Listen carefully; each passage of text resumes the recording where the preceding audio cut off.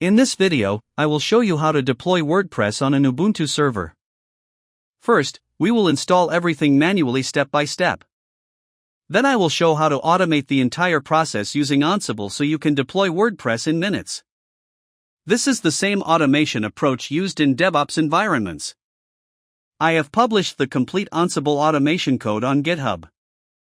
You can find the repository link in the video description. Feel free to use the playbook and give it a star if it helps you. The repository also includes the architecture of the deployment for better understanding. Also, if you like my work, please like this video and subscribe to my channel for more videos like this. Now we are going to start the installation. First, open the terminal. I will create a virtual machine using Vagrant with VirtualBox. You can also follow the same steps using any VM or a cloud server with Ubuntu. If you are using the same Vagrant file, you can follow along with me. Please set the private IP in the Vagrant file. Run the command. Vagrant up. Wait for the setup to complete. If you don't know how to set up Vagrant on Ubuntu, I have already uploaded a video. You can check it from the I button. Now connect to the VM using Vagrant SSH. First, update all packages. Sudo apt update. Now let's wait for the system update to complete. Once it's done, we'll proceed with installing MySQL for WordPress. Now install MySQL. Sudo apt install MySQL server. Type Y and press enter. While the installation is running, we will check the documentation to create the database and user. Open your browser, search for how to install MySQL on Ubuntu. You can search on Google or use any browser you prefer. And open the documentation. Minimize it. Run sudo MySQL. First, let's create a database. To create a database, we will use the create database command followed by the database name and a semicolon. Next, we will create a user for this database. Now, create a user. Copy the command from the documentation, change the username and password, and press enter. I've skipped that part due to an error with the previous command. Instead, I'm using an alternative approach. You can follow along with this, or refer to the official documentation based on your requirements. Now grant privileges to the user for the database. Follow the documentation and enter the user and database name. I've skipped this section because a typo caused the previous command to fail. Now I'm entering the correct command. Run flush privileges and exit. Now we will verify that the user and database are working correctly. Once the command is complete, press enter to execute it. Enter password. Type show database. Exit. Next, install PHP and required extensions. Make sure to copy this PHP extensions command carefully. Missing even a single extension can cause WordPress to break or show errors. So double-check that all required extensions are installed correctly. I've personally faced this issue many times in the past. Since WordPress is a PHP-based application, missing extensions can break your setup. Press Y to install. So make sure all required PHP extensions are installed correctly. This step may take some time, as it installs multiple PHP extensions and dependencies, so please be patient and let it complete. If you face any issues, feel free to reach out to me on LinkedIn or leave a comment below. If you post your issue in the comments, even if I'm not available, someone from the community may help you as well. I'll do my best to respond to important queries. And if you found this video helpful, don't forget to like and subscribe to the channel. I'll be sharing more content like this in the future. And if you're looking for help with this type of work, feel free to reach out to me. I've added my Upwork and LinkedIn links in the description below. PHP is now installed successfully. Now install Nginx. Sudo apt install Nginx. You might be wondering why we're using Nginx instead of Apache. Nginx is known for its high performance and efficient handling of heavy traffic while consuming less memory. It's widely used for reverse proxy and load balancing, and it's generally considered more lightweight and secure compared to Apache. Type IPADD to find our machine IP. Copy IP address. Open your browser and enter the server IP. In my case, it shows the Apache page because Apache is already installed in this VM image. So, I will stop Apache and start Nginx. First, we will check whether the Apache service is running. As you can see, the Apache server is currently running. We need to stop it before starting Nginx, because if we start Nginx without stopping Apache, Nginx will not start and will give an error. This is because both Apache and Nginx use the default port 80. Yes, there is an option to change the port, and both can run simultaneously. But right now, we don't have that requirement. Now Nginx is up and running. However, there's one more thing to fix: the default Apache index.html page. If we don't remove it, Nginx will still serve that page by default. After that, restart Nginx and refresh the browser. Let's restart the services and verify that there are no issues. Now open your browser and refresh the page. As you can see, Nginx is working perfectly. Next, go to /var/www/html. Now download WordPress. Now we will download the WordPress zip file. Open Google or any search engine and search for WordPress download. You might see a slightly different interface, but just open the official website and download the zip file from there.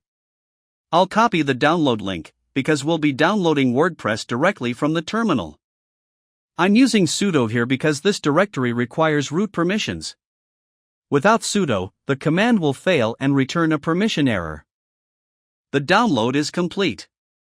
Now let's extract the file. Since Unzip is not installed by default on Ubuntu, we'll first install it, and then use it to extract the file. The Unzip installation is in progress, so please wait for it to complete. Now, let's extract the file using Unzip. Now remove the zip file. Sudo rm latest.zip. Go inside the WordPress folder and check all files. Now let's start configuring Nginx. We need to update the root path so it points to the WordPress directory, so copy that path. First, run the pwd command inside the WordPress directory and copy the current path. We'll use this path in the Nginx configuration. For now, I'm using the default config file, but in a production environment, you should always create a separate configuration file for each application. Now, update the root path in the config file with the path we copied. As you can see, the base path is already configured. We just need to append WordPress at the end. You can either update the existing path or replace it completely if required. Also, make sure to add index.php, since WordPress is a PHP-based application.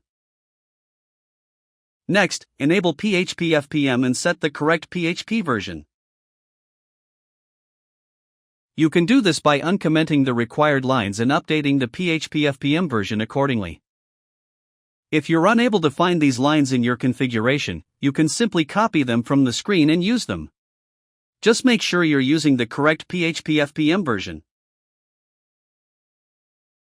Nowadays, you can also use AI tools to generate this kind of configuration code. It can save time and help you quickly resolve such issues.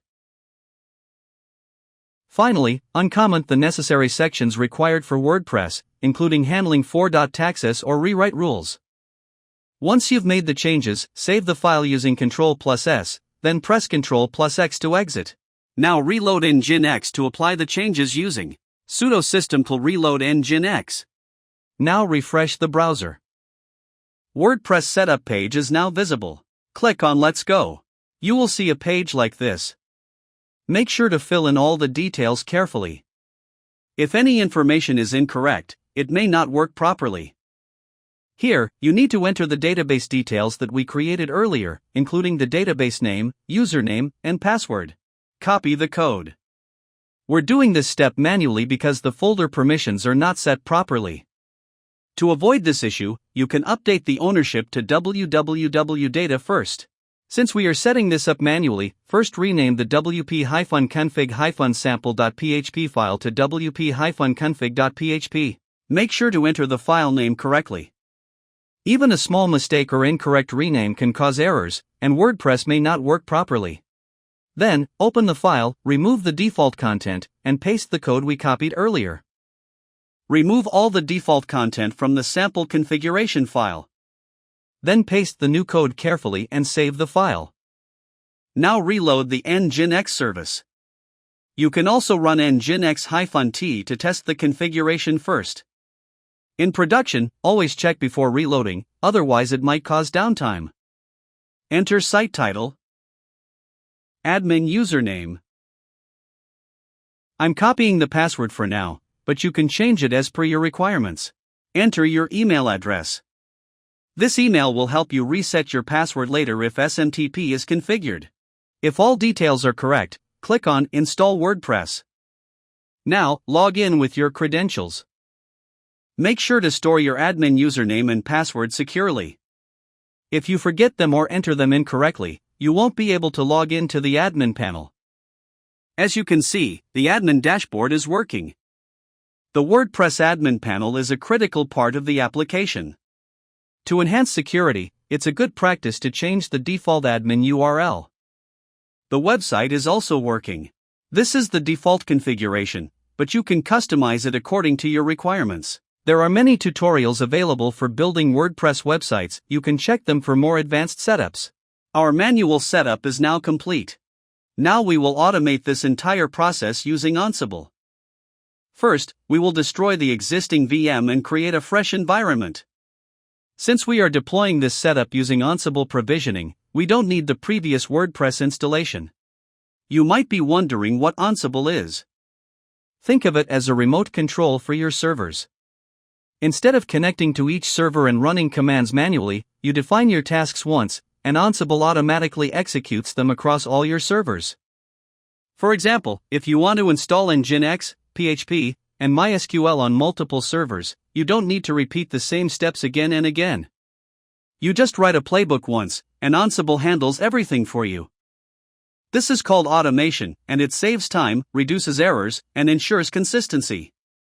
This is why tools like Ansible are widely used in DevOps. You don't need to SSH into your server. I'm just doing this to show you the steps.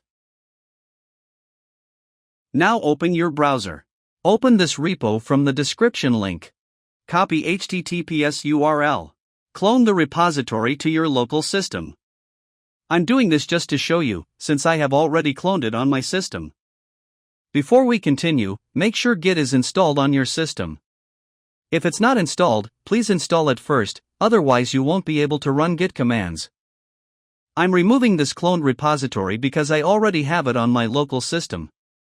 You don't need to delete it on your side. Now go inside the cloned repository folder. Now I'm checking if there is anything to change. You can also follow the GitHub README file, where I have provided the complete documentation. Now update the inventory file. Nano inventory/hosts.ini. Replace the IP, port, user, and private key path. Now save the file with Ctrl+S and exit with Ctrl+X. Now is the final step. Run. Ansible Playbook Playbook.yml. Now wait for the script to complete. Ansible is now performing all the tasks that we did manually earlier. This is the real power of automation, it saves a lot of time and effort.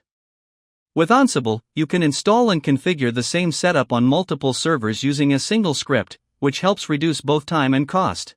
The packages have been updated, and now Ansible is installing the required base packages. Now Ansible is installing security tools such as Fail2ban. As you can see, Ansible has configured the UFW firewall to allow SSH, HTTP, and HTTPS traffic.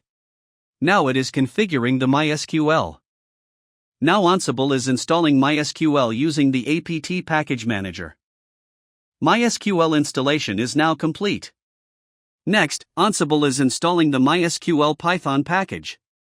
Since Ansible uses Python under the hood, it requires additional MySQL modules to execute tasks such as creating databases and users. That's why this package is being installed. Next, Ansible is configuring the PHP repository to install a specific PHP version. Now the PHP installation has started.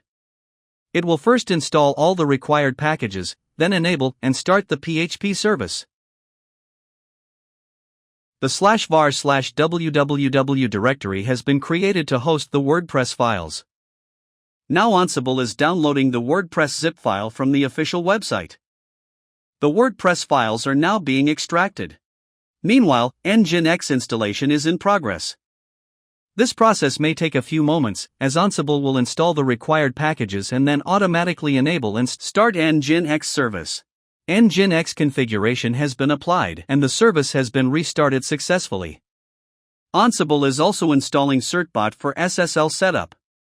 Since we haven't pointed a domain yet, SSL certificates cannot be generated at this stage. Once your domain is configured, you can run certbot manually to enable HTTPS. As you can see, the WordPress application is now up and running. To complete the WordPress setup, we need the database name, username, and password. These credentials are available in the group_vars/all.yml file. Now we can simply copy the credentials from the all.yml file and paste them into the WordPress setup. If you want to use your own database name, username, and password, make sure to update this file before running the Ansible Playbook. After that, you can use your custom credentials. For this demonstration, I'm using simple database credentials since this is not a production setup. In a real production environment, it's important to use strong and secure credentials to protect your application from unauthorized access. In the manual setup, we had to create and configure the wp-config.php file ourselves. But with Ansible, this step is already automated. It has renamed the wp-config-sample.php file, applied the configuration, and set the correct permissions. That's why the WordPress setup page is loading directly without any manual steps. Now let's log into the admin panel and verify that everything is working correctly. The admin panel is now open, and everything looks good. Let's also check the front end. As you can see, the front end is working correctly as well. In this video, I demonstrated how to install and automate WordPress deployment on a Linux system. If you found this video helpful, please like and subscribe to the channel. If you are looking for WordPress deployment, DevOps automation, or production-ready setups, feel free to contact me. My Upwork and LinkedIn profiles are linked in the description below. Thank you for watching, and I'll see you in the next video.